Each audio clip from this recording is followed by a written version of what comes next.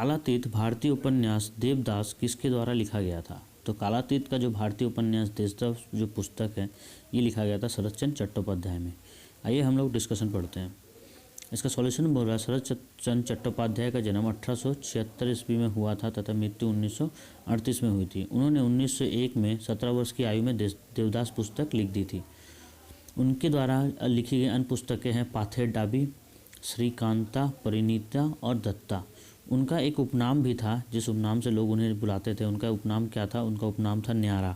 उन्हें न्यारा के नाम से भी लोग जानते थे। ठीक है, तो आप याद रखिएगा न्यारा। अच्छा, उन्हें अनिला देवी के नाम से भी जाना जाता था। ठीक है, आइए एडिशनल इन्फॉर्मेशन पढ़ते हैं। राष्ट्रगान जो जन गण मन है इसे रविन्द्रनाथ टैगोर द्वारा लिखा गया था और राष्ट्रीय गीत जो वंदे मातरम है इसे बंकिम चंद्र चटर्जी द्वारा लिखा गया था। बंकिम चंद्र चटर्जी ने 1882 में अपने बंगाली उपन्यास में के आनंद मठ में राष्ट्रीय गीत को शामिल किया था। ठीक है, आइए नेक्स्ट प्रश्न पे आते हैं हम लोग। हमारा अगला प्रश्न है निम्नलिखित में से किस दिन रासायनिक युद्ध के सभी पीड़ितों के लिए स्मरण का दिन मनाया जाता है? तो वो दिन है 30 नवंबर। 30 नवंबर को हम लोग क्या करते हैं? रासायनिक युद्ध से जितने लोग पीड़ित हुए थे या मारे गए थे उन लोगों को हम लोग याद करने के लिए रासायनिक स्मरण दिन मनाते हैं। तो आंसर हो जाएगा 30 नवंबर। आइए इसका सॉल्यूशन पढ़ते हैं। रासायनिक युद्ध के सभी पीड़ितों के लिए स्मरण का दिन 30 नवंबर को मनाया जाता है। यह दिन रासायनिक युद्ध के शिकार के लोगों को श्रद्धांजलि देता है और रासायनिक युद्ध के खतरे को खत्म करने की प्रतिबद्धता की पुष्टि करता है। प्रथम विश्व युद्ध के दौरान रासायनिक हथियारों का बड़े पैमाने में उपयोग किया गया था जिसके परिणामस्वरूप क्या हुआ था? 1 लाख से अधिक मृत्यु और 1 लाख हताहत हुए थे। मतलब 1 लाख लोग मारे गए थे और 1 लाख लोग घायल हुए थे। रासायनिक हथियार कन्वेंशन 29 अप्रैल 1997 को लागू हुआ था। इस कन्वेंशन के लिए राज्यों के दलों ने organisation for the prohibition of chemical weapons यानी कि OPCW की स्थापना की थी ताकि इसके प्रावधानों को लागू किया जा सके। यानी कि कोई भी भविष्य में क्या करे? केमिकल हथियार का, केमिकल वेपन्स का यूज ना करे, क्योंकि यह एक महामारी के तौर पे, जैसे आप लोग ने अभी कोविड देखा होगा। कोविड क्या है? कोविड एक तरह का केमिकल ही है। वायरस क्या होता है? केमिकल से ही उत्पन्न होता है। केमिकल लैब में आप केमिकल परीक्षण करते हैं, वहाँ से अगर कुछ भी गलत होता है तो वो महामारी का रूप ले लेता है। तो केमिकल वेपन्स है। 11 नवंबर 2005 को संयुक्त राष्ट्र ने आधिकारिक तौर पर रासायनिक युद्ध के सभी पीड़ितों के लिए स्मरण दिन दिवस मनाने का घोषणा किया है। 2013 में OPCW को नोबेल शांति पुरस्कार भी दिया गया था इस कदम के लिए। आइए नेक्स्ट प्रश्न पे चलते हैं। नेक्स्ट प्रश्न हमारा है पुस्तक grand parents back of the stories के लेखक कौन है? तो पुस्तक grand parents back of the stories के लेखक हैं सुधा मूर्ति। कौन है? सुधा मूर्ति। तो आइए जानते हैं सुधा मूर्ति ने और कौन कौन सी पुस्तकें लिखी हैं। तो सुधा मूर्ति ने और पुस्तकें लिखी है वाइज और अदरवाइज। ठीक है, हम लोग बोलते नहीं वाइज या अदरवाइज। और उनके अगली पुस्तक है कैसे मैंने अपनी दादी को पढ़ना सिखाया और अन्य कहानियाँ। नेक्स्ट है बकुला को धीरे से गिरना, बकुला को धीरे से गिराना। नेक्स्ट है महाश्वेता और डॉलर बहू। ये सभी पुस्तकें सुधा मूर्ति जी ने लिखी हैं। तो इसको आप नोट्स बना के लिख भी सकते हैं। नीचे है ऑप्शन में दिया हुआ बाकी लोगों ने कौन कौन सी पुस्तक लिखी है। तो रस्किन बॉन्ड बहुत फेमस है, तो इन्होंने लिखा है हॉप वन, नाव, ट्रेनों और विमानों पर मेरा रोमांच। उसके बाद है फैंटम खोज भी इन्होंने लिखा है, हजारों वर्ष की रात भी इन्होंने लिखा है। अच्छा, इसके बाद है अनुष्का रविशंकर, ये कवि हैं, लेखक है। इन्होंने लिखा है एक पेड़ पर बाघ, मुझे बिल्ली पसंद है तथा हाथी कभी नहीं भूलते, ये लिखा है। और पारो आनंद ने लिखा है मैं बटर चिकन नहीं हूँ, मेरे बेटे के अंतिम संस्कार में कोई बंदूक नहीं और स्कूल की कहानियाँ। पारो आनंद की अभी एक और पुस्तक आई है हाल फिलहाल में जिसका नाम है बीइंग गांधी, आप इसको याद रख सकते हैं। नेक्स्ट प्रश्न है किसी बल के प्रयोग के कारण 3 किलो द्रव्यमान वाली वस्तु का त्वरण 5 सेकंड में 10 मीटर पर सेकंड से 20 मीटर पर सेकंड तक बढ़ जाता है, तो इस बल के परिणाम की गणना करें। बल की परिणाम इक्वल टू यानी कि आपको पूछ रहा है फोर्स, तो फोर्स का फॉर्मूला होता है M/A। ठीक है, तो M आपको यहाँ पे दिया हुआ है 3 किलो। कितना दिया हुआ है? M आपको दिया हुआ है 3 किलो और A आपको दिया 5 सेकंड में 10 मीटर सेकंड और 20 मीटर सेकंड तक बढ़ जाता है, यानी कि आपको A निकाल लेना है। तो A निकालने का फॉर्मूला है V-U/T। तो V आपका 30 है और U आपका 10 है, तो 30 माइनस 10 20 माइनस 10 करिएगा, सॉरी V आपका 20 है और U आपका 10 है, तो 20 माइनस 10 करिएगा तो 10 होगा। तो 10 बट्टा और नीचे T है तो 10/5 से आप भाग दीजिएगा तो आपका A निकल के आ जाएगा 2। और F का फॉर्मूला है M/A, तो m आपको पता है 3 और a आपको दिया हुआ है 2, तो 3 गुना 2 आपका सही आंसर हो जाएगा 6। आपका सही आंसर क्या हो जाएगा 6। तो आंसर हो जाएगा 6 न्यूटन। ठीक है, तो इसी का सॉल्यूशन हमारे नीचे भी दिया हुआ है, तो हम लोग देख सकते हैं नीचे क्या दिया हुआ है। नीचे सॉल्यूशन का दिया हुआ है। अंतिम वेग को हम लोग v बोलते हैं, प्रारंभिक वेग को हम लोग u बोलते हैं, यूनिवर्सल स्पीड, और अंतिम वेग को क्या बोलते हैं, लास्ट स्पीड। ठीक है, बटा भागा में क्या करेंगे, t करेंगे, नहीं लगने वाला समय, तो v minus you by T, जो मैंने आपको करके दिखाया। तो 20 माइनस 10 भागा 5, तो आपको आ जाएगा एक्सेलरेशन कितना आ जाएगा, 2 मीटर पर सेकंड एक्सेलरेशन आ जाएगा। उसके बाद अब फोर्स का फॉर्मूला एम में बैठा के आप उसके बाद निकाल लीजिएगा। एम आपका 3 दिया हुआ है, एक्सेलरेशन आप 2 निकाल चुके हैं, गुना करिएगा तो 6 आंसर आ जाएगा। ठीक है, आइए नेक्स्ट चलते हैं। नीरज चोपड़ा निम्नलिखित में से किस खेल से जुड़े हुए हैं। तो नीरज चोपड़ा जो हैं वो निम्नलिखित में से किस खेल से जुड़े हुए हैं, वो भाला फेंक, इसको इंग्लिश में बोलते हैं जैवलिन थ्रो। तो हाल ही में नीरज चोपड़ा को गोल्ड भी मिला है भाला फेंक में, टोक्यो ओलंपिक में। तो आप याद रखिए कि नीरज चोपड़ा भाला फेंक यानी कि जैवलिन थ्रो से जुड़े हुए हैं। आइए देखते हैं और महत्वपूर्ण खिलाड़ी हैं जो किसी न किसी खेल से संबंधित हैं, तो हम लोग उनका देख लेंगे। तो भाला फेंक से और कौन कौन से खिलाड़ी जुड़े हुए हैं, तो हम लोग देखते हैं। अन्नू रानी भाला फेंक से जुड़ी हुई हैं, शिवपाल सिंह भाला फेंक से, देवेंद्र झड़िया है भाला फेंक से, काशीनाथ नायक भाला फेंक से, सुंदर सिंह गुज्जर भाला फेंक से, विपिन कसाना भाला फेंक से। तथा टेनिस से कौन कौन है, तो बहुत चर्चित नाम है सानिया मिर्जा, लिएंडर पेस, महेश भूपति, रोहन बोपन्ना, प्रजनेश गुणवेश्वरन, सुमित नागल, यूकी भंडारी और अंकित रैना, ये लोग टेनिस से संबंधित है। अब आइए देखते हैं कुश्ती से कौन कौन संबंधित है। तो कुश्ती से संबंधित है विनेश फोगाट कुश्ती करती हैं, साक्षी मलिक कुश्ती करती है, सुशील कुमार कुश्ती करते हैं, बजरंग पुनिया कुश्ती करते हैं, दीपक पुनिया कुश्ती करते हैं, योगेश्वर दत्त कुश्ती करते हैं, गीता फोगाट कुश्ती करते हैं और विनेश फोगाट कुश्ती करते हैं। तो देखिए एक तो टाइट सरनेम आपका कॉमन है फोगाट, ठीक है, फोगाट। तो फोगाट तो आप पहले कॉमन कर लीजिए, फोगाट सब कुश्ती करेंगे। उसके बाद एक है देखिए बजरंग पुनिया, एक हो गया दीपक पुनिया, ये दोनों भी कुश्ती करते हैं। और आपको एक्स्ट्रा में याद रखना है, एक है योगेश्वर दत्त, एक है सुशील कुमार भी बहुत फेमस आदमी है, तो सब लोग आप जानते ही होंगे।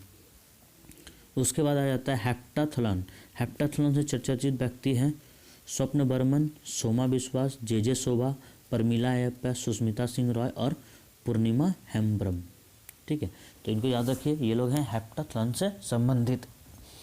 नेक्स्ट प्रश्न पे आ जाते हैं। नेक्स्ट प्रश्न हमारा है कि यदि 60 किलोग्राम वजन के साथ एक आदमी 2 मीटर पर सेकंड के एक समान वेग से चलता है तो उसका संवेग क्या होगा। तो संवेग का फॉर्मूला अगर नहीं जानते तो जानिए कि संवेग को बोलते हैं मोमेंटम। तो मोमेंटम इक्वल टू होता है m इंटू वी। ये m का मतलब होता है मास और इसका मतलब होता है वेलोसिटी, और इसको बोलते हैं संवेग। इसको क्या बोलते हैं, संवेग बोलते हैं। ठीक है, इसका मतलब होता है संवेग।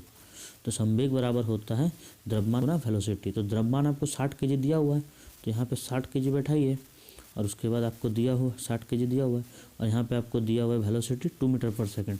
तो आपका आंसर आ जाएगा 120 मीटर पर सेकंड। ठीक है, इसी को सॉल्यूशन में करके दिखाया है। संवेग, किसी पिंड का संवेग उसके द्रव्यमान वेग का गुणनफल होता है। संवेग क्या होता है, एक अदिश मात्रा होती है, और गति की एसआई यूनिट जो होती है वो kg मीटर पर सेकंड होती है। तो अभी आपको मैंने बताया कि संवेग को मोमेंटम बोलते हैं, जिसे p से डिनोट किया जाता है। किससे डिनोट किया जाता है, p से डिनोट किया जाता है। ठीक है, तो आप याद रखिए p फॉर संवेग यानी मोमेंटम, द्रव्यमान को m से और वेलोसिटी को v से। तो वहाँ पे बैठा दिए हम लोग 60 इंटू 2, अगर यहाँ पे बैठा देंगे तो हम लोग का आंसर आ जाएगा। ठीक है, 120 किलोमीटर पर सेकंड। आइए नेक्स्ट क्वेश्चन पे चलते हैं।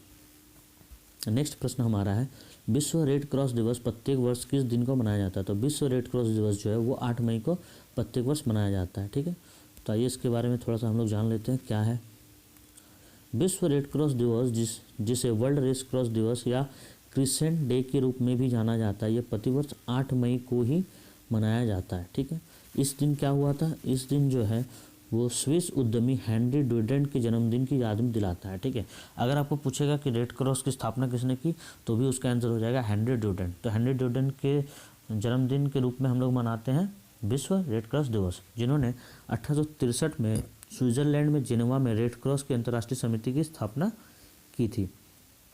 उनका जन्म भी 8 मई को हुआ था, इसलिए हम 8 मई को ही मनाते हैं, और उन्हें शांति के लिए नोबेल पुरस्कार भी मिल चुका है। आइए नेक्स्ट प्रश्न में चलते हैं। विश्व सांख्यिकी दिवस 2020 के लिए विषय क्या था, तो विश्व सांख्यिकी दिवस 2020 के लिए विषय था दुनिया को उस डेटा से जोड़ना जिस पर हम भरोसा कर सकते हैं। ठीक है, एक ऐसे डेटा से दुनिया को जोड़ना जिस पर हम लोग भरोसा कर सकते हैं। तो ये देखते हैं इसका सॉल्यूशन। तीसरा विश्व सांख्यिकी दिवस 20 अक्टूबर को 2020 को दुनिया भर में मनाया जाएगा। वर्ष 2020 का विषय है दुनिया को उस डेटा से जोड़ना जिस डेटा पर हम लोग भरोसा कर सकते हैं। नेक्स्ट पॉइंट है समारोह संयुक्त राष्ट्र सांख्यिकी आयोग के मार्गदर्शन में आयोजित किए जाते हैं। उसके बाद नेक्स्ट पॉइंट है फरवरी 2010 में अपने 41वें सत्र में संयुक्त राष्ट्र सांख्यिकी आयोग ने 20 अक्टूबर को विश्व सांख्यिकी दिवस के रूप में मनाने का प्रस्ताव दिया था। अब आइए नेक्स्ट प्रश्न पे चलते हैं। नेक्स्ट प्रश्न हमारा है दिए गए विकल्पों में बेजोड़ शब्द का चयन करिए। तो ऑप्शन यहाँ पे है जामुनी, पीला, लाल और नीला। तो आंसर सही हो जाएगा जामुनी। जामुनी क्यों सही हो जाएगा आंसर, क्योंकि बाकी जो सभी रंग हैं ये सब इंद्रधनुष में मौजूद होते हैं। ये सब क्या होते हैं, इंद्रधनुष में मौजूद होते हैं। ठीक है, किंतु ये बाकी आपको जामुनी जो है ना, जामुनी दो रंगों के मेल से बनता है, इसलिए सही आंसर हो जाएगा हम लोग का जामुनी, क्योंकि ये अलग है, ये इंद्रधनुष में मौजूद नहीं होता है, ये दो रंगों को मिलाकर जामुनी बनता है। आइए हम लोग डिस्कशन में देखते हैं। सॉल्यूशन हम लोग का बोल रहा है विबिगोर। विबिगोर मतलब V for violet, I for indigo, B for blue, G for green, Y for yellow, O for orange, R for red. ये 7 रंग मिलाकर इंद्रधनुष बनता है। ठीक है, पीला, लाल और नीला रंग भी विबिगोर में होता है, जबकि जामुनी रंग विबिगोर में नहीं होता है, क्योंकि ये इंद्रधनुष का रंग नहीं है। विबिगोर से हम लोग इंद्रधनुष के 7 रंग को प्राप्त कर सकते हैं। अच्छा, उसके बाद बोल रहा है लाल, नीला और पीला जो है ये प्राथमिक रंग है, जबकि जामुनी प्राथमिक रंग नहीं है, इसलिए जामुनी को रंग समूह से संबंधित नहीं है। ठीक है, ये भी आंसर हो सही है कि लाल, नीला, पीला जो प्राथमिक रंग है, जामुनी प्राथमिक रंग नहीं है। दूसरा ये भी आंसर सही है कि इंद्रधनुष के 7 रंग में जामुनी रंग कहीं भी नहीं है, क्योंकि जामुनी रंग 2 रंगों के मेल से बनता है। अब आइए नेक्स्ट प्रश्न चलते हैं। नेक्स्ट प्रश्न हमारा क्या है, नेक्स्ट प्रश्न है आकाश का नीला रंग सूर्योदय या सूर्यास्त के समय आकाश का रंग लाल दिखाई देता है, इसका कारण क्या है। इसका कारण है व्यक्तिकरण, प्रतिबिंब, अपवर्तन, प्रकीर्णन। तो इसका कारण है प्रकीर्णन। ठीक है, प्रकीर्णन इसका कारण हो जाएगा।